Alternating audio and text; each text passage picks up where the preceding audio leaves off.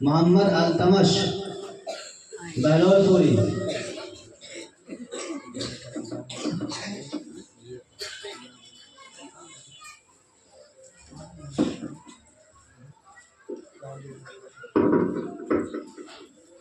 السلام علیکم ورحمۃ اللہ وبرکاتہ.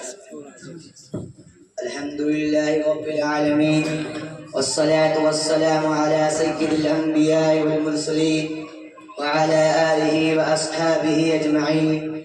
اما بعد اعوذ باللہ من الشیطان الرجیم. بسم اللہ الرحمن الرحیم. لو انزلنا هذا القرآن على جبل لرأيته خاشعا متصدعا من خشية الله.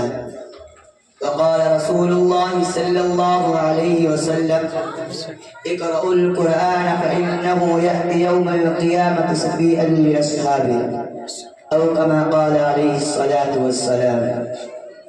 سب سے بڑی عطا خدائے کریم کی، سب سے بڑی عطا خدائے کریم کی وہ دولت ہے جو ہم کو دی قرآن کریم کی. اس کی مثال چاہے تو حشر تک نہ پائے، پڑھتا رہے جو اس کو دور ہو ان کی بلائے. نوجوان دوستو، قرآن پاک ایک مکمل دستور حیات ہے.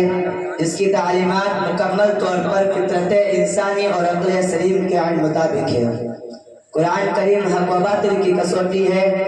قرآن کریم کی تعلیمات سے عرب قوم ایسی طاقتور ہو گئی کہ اس کے آگے کیسر و کسرا، روم، فارس سب سرنگو ہو گئے. اور کیوں نہ ہوتے، یہ احکم الحاکمین کا کلام ہے، یہ سلطان السلاطین کا فرمان ہے، جس کی ہمسری آج تک نہ کسی بڑے سے بڑے آدمی سے ہوئی ہے اور نہ ہو سکتی ہے. اسی طرح کسی انسان کا کلام اللہ کے کلام کا بھی مقابلہ نہیں کر سکتا. نبی کریم صلی اللہ علیہ وسلم نے فرمایا فضل کلام اللہ علی سائر الکلام کفضل اللہ علی سائر خلقہ. یہی تو وجہ ہے کہ جب حضرت اکرمہ رضی اللہ تعالی عنہ کلام پاک کو تلاوت کے اٹھاتے تھے تو بے ہوش ہو کر گر جایا کرتے تھے اور ان کی زبان پر یہ کلمات جاری ہو جایا کرتے تھے ھذا کلام ربی، ھذا کلام ربی. یہ میرے رب کا کلام ہے، یہ میرے رب کا کلام ہے، میں اس کو اپنی زبان سے کیسے ادا کر سکتا ہوں.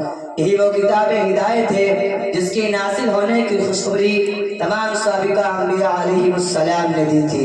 یہی وہ خدائی کلام ہے جو لوح محفوظ میں تحریر ہے، جس کی حفاظت پر مقرب ترین فرشتے معمور ہیں.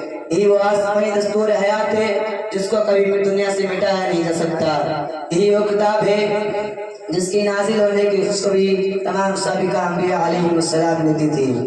یہی وہ کتاب ہے جس کی حفاظت کا وعدہ خود اللہ نے کیا ہے. فرمایا انا نحن نزلنا الذکر وانا له لحافظون. یہی تو وجہ ہے کہ ہر زمانے میں قرآن کریم کو ختم کرنے کی کوشش کی گئی. انگریز ہندوستان آیا، تقریباً 3 لاکھ قرآن پاک کے نسخے نظر آتش کیے گئے، علماء اور حفاظ کو پھانسی پر لٹکایا گیا، لیکن کسی قسم کی قرآن پر تحریر نہ ہو سکی. آخر مجبور ہو کر انگریزوں کو ہندوستان چھوڑ کر بھاگنا پڑا. فانوس بن کے جس کی حفاظت ہوا کرے، فانوس بن کے جس کی حفاظت ہوا کرے، وہ شمع کیا بجھے جسے روشن خدا کرے. تحریر سے پاک ہے، شکوک و شبہات اس میں گنجائش نہیں. خالق تو جہاں ہے تو شروع میں ہی فرما دیا ذالک الکتاب لا ریب فیہ، کیا ایسی کتاب ہے اس میں کوئی شک و شبہ نہیں.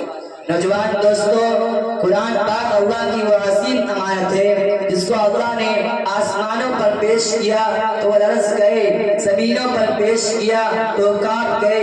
اگر پہاڑوں پر پیش کیا جاتا تمہارے خوف کے سب سے چیخنے لگتے.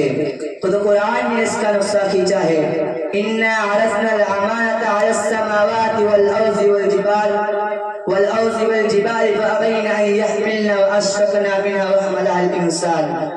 اللہ تبارک و تعالیٰ فرماتے ہیں کہ ہم نے اس امانت کو آسمان، زمین اور پہاڑوں پر پیش کیا تو انہوں نے اس امانت کو اٹھانے سے انکار کر دیا، ڈر گئے، کانپنے لگے. لیکن انسان نے اس امانت کو اٹھا لیا. آسمان اور زمین اس امانت کو اٹھاتے بھی کیسے؟ قرآن پاک کے وزن کو دیکھو. اللہ نے آپ صلی اللہ علیہ وسلم کی بیعت مقصد کو بیان کرتے ہوئے فرماتے ہیں وَيُعَلِّمُهُمُ الْكِتَابَ وَالْحِکْمَةَ کہ رسول اللہ صلی اللہ علیہ وسلم لوگوں کو علم و حکمت کی باتیں سکھاتے تھے۔ مفسرین حضرات لکھتے ہیں یہاں آیت کریمہ میں کتاب سے مراد کیا ہے؟ پھر جواب دیتے ہوئے فرمایا یہاں کتاب سے وہ مراد اس کی تعریف لا غدق ولا یبس الا فی کتاب مبین سے کی گئی ہوئی ہے۔ اس میں کوئی خوش ہوتے ایسا نہیں جو نہ ہو۔ کائنات کے سارے خزانے قیامت تک کے لیے سب کچھ میں جمع کر دیے گئے ہیں۔ گویا کہ اللہ رب العزت نے سمندر کو کوزے میں بند کر کے پیش کر دیا ہے۔ ان زمینوں میں ہے کیا اور کیا ہے آسمان میں، ان زمینوں میں ہے کیا اور کیا ہے آسمان میں، سب نظر آ جائے گا اگر دیکھو قرآن میں۔ نوجوان دوستو، آج کا انسان نہ جانے کہاں کہاں علوم تلاش کرتا پھرتا ہے، کبھی اسکولوں اور کالجوں کے چکر کاٹتا پھرتا ہے، کبھی کمپیوٹر اور انٹرنیٹ کے ذریعے سے علوم سیکھنا چاہتا ہے، جبکہ قرآن عظیم نے 1400 سال قبل علوم سمندر کو کوزے میں بند کر کے پیش کر دیا تھا۔ آؤ ذرا دیکھیں قرآن کریم تمہاری کس طرح رہنمائی کرتا ہے۔ لوگوں، اگر تمہیں علم تاریخ سیکھنا ہے تو قرآن سے سیکھو، قرآن سکھاتا ہے۔ اگر تمہیں علم میراث حاصل کرنا ہے تو قرآن سے سیکھو، قرآن سکھاتا ہے۔ فرمایا یوصیکم اللہ فی اولادکم للذکر مثل حظ الانثیین۔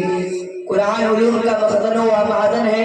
قاضی ابو بکر محمد بن عبداللہ نے لکھا ہے قرآن میں 70,000 علوم ہیں۔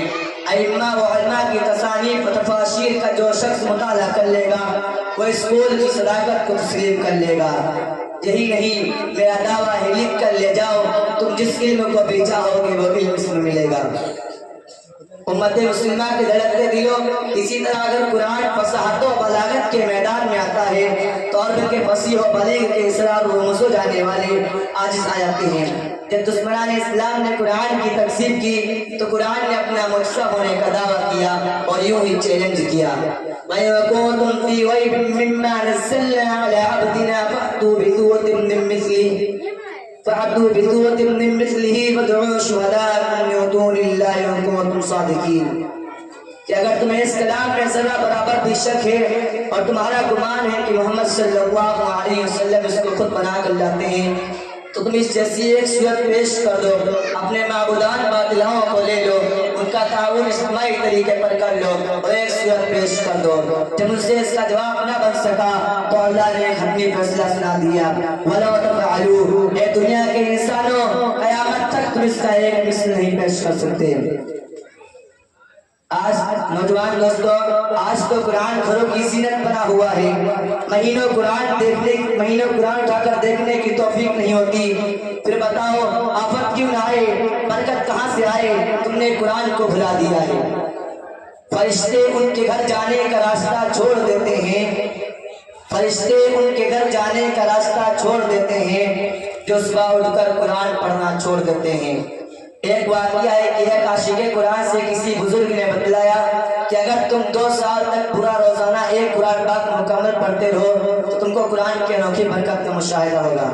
چنانچہ انہوں نے روزانہ پورا ایک قرآن پاک پورا کرنا شروع کر دیا۔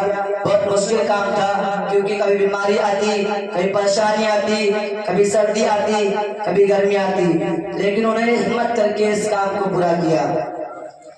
خود اس آدمی کے بیٹے کا بیان ہے کہ میرے ابا نے یہ کام کیا تھا، آج الحمدللہ میرے گھر میں جتنے میرے بھائی بہن ہیں یا ہماری اولادیں، خواہ وہ لڑکا ہو یا لڑکی، 7 سال یا اس سے زیادہ عمر کا ہو، حافظ قرآن نہ ہو۔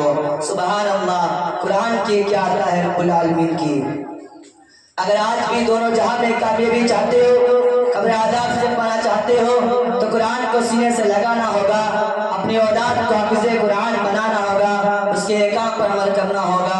دعا کرو کہ اللہ رب العزت ہم سب کو قرآن پر عمل کرنے والا بنا دے، محمد صلی اللہ علیہ وسلم سے قرآن سے محبت عطا فرمائے۔ میں اپنی تقریر کو اس شعر کے ساتھ ختم کرتا ہوں۔ قرآن سیکھنا بھی سکھانا بھی ثواب ہے، قرآن کی تو بات بتانا بھی ثواب ہے۔ جس شخص کا خدمت قرآن کام ہے جنت میں اس کے واسطے اعلیٰ مقام ہے۔ وما علینا الا البلاغ۔ ماشاءاللہ۔